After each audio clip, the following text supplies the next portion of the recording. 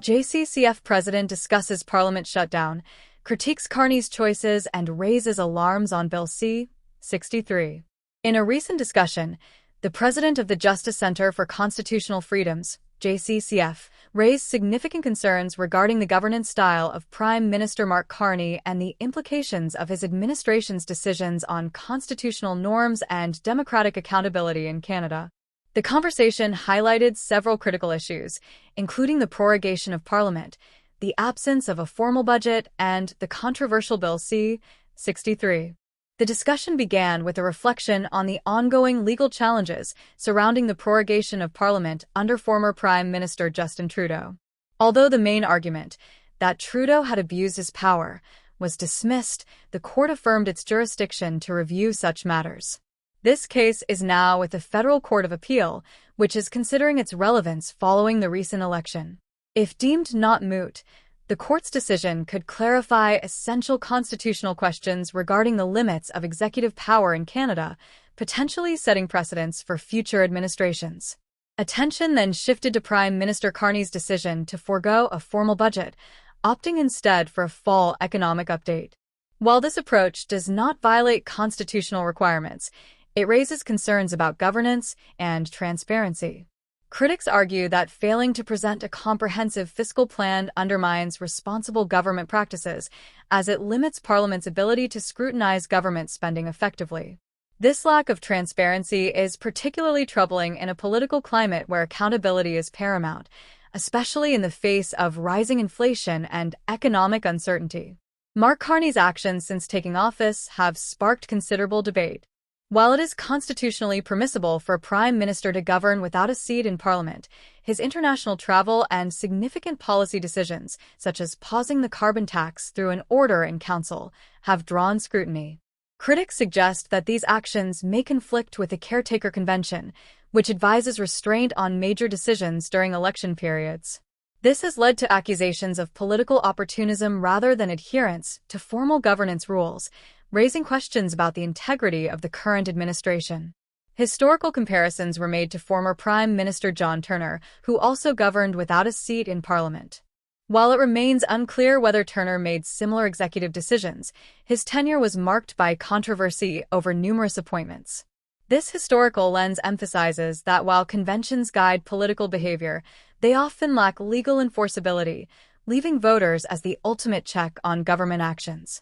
The discussion highlighted the importance of historical context in evaluating current governance practices and the potential consequences of ignoring established norms. The increasing centralization of power within the Prime Minister's office, PMO, was another focal point of the discussion.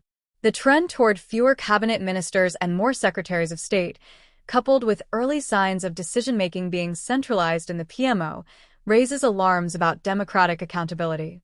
Although this concentration of power is not unconstitutional, it threatens the principle of parliamentary supremacy and diminishes the role of individual members of Parliament, MPs, in representing their constituents. This shift has been observed across multiple governments and raises questions about the future of democratic governance in Canada, prompting calls for a reassessment of the balance of power within the political system. A significant point of contention is Bill C-63, the Online Harms Act, which has been criticized for its potential implications for free speech. Critics, including members of the Conservative Party led by Pierre Poilievre, argue that the bill could lead to government overreach and censorship under the guise of protecting children and combating hate speech. The JCCF president emphasized that while protecting vulnerable populations online is crucial, it should not come at the expense of fundamental rights, including freedom of expression. This concern reflects a broader debate about the balance between safety and liberty in the digital age, as well as the potential for misuse of power in regulating online discourse.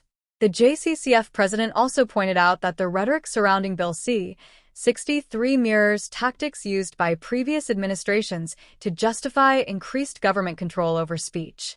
The framing of online discourse as a threat to public safety is seen as a strategy to garner support for legislation that may infringe upon civil liberties.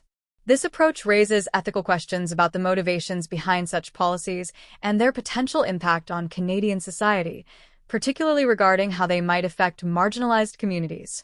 As the conversation progressed, the need for greater public engagement in political processes became increasingly apparent.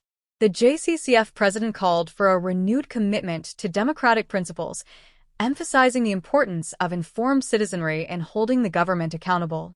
Strengthening the role of MPs and reinforcing democratic accountability requires public engagement and education. Citizens must be encouraged to participate actively in the political process to ensure that their voices are heard and that their rights are protected. This call to action is crucial in fostering a politically aware society that actively challenges government actions when necessary. The discussion concluded with a call for political and cultural renewal in Canada. The current political landscape, shaped by Mark Carney's leadership, presents both challenges and opportunities for the future of governance in the country. As Canadians navigate these complexities, it is essential for them to remain vigilant and advocate for transparency and accountability in governance. The ongoing debates surrounding Bill C-63 and the governance style of the Carney administration will undoubtedly shape the future of Canadian democracy, influencing how citizens perceive their government and its legitimacy. In summary, the JCCF President's insights into the current political climate in Canada underscore the critical issues at stake as the nation grapples with governance challenges under Prime Minister Mark Carney. The discussions surrounding prorogation, budget transparency, and the implications of Bill C-63 highlight the need for a robust democratic framework that prioritizes accountability and protects fundamental rights. As the political landscape evolves, it is imperative for Canadians to engage actively in the democratic process and advocate for a government that respects constitutional norms and the rule of law. The conversation serves as a reminder that the health of a democracy relies on the active participation of its citizens and the commitment of its leaders to uphold the principles of transparency, accountability, and respect for individual rights.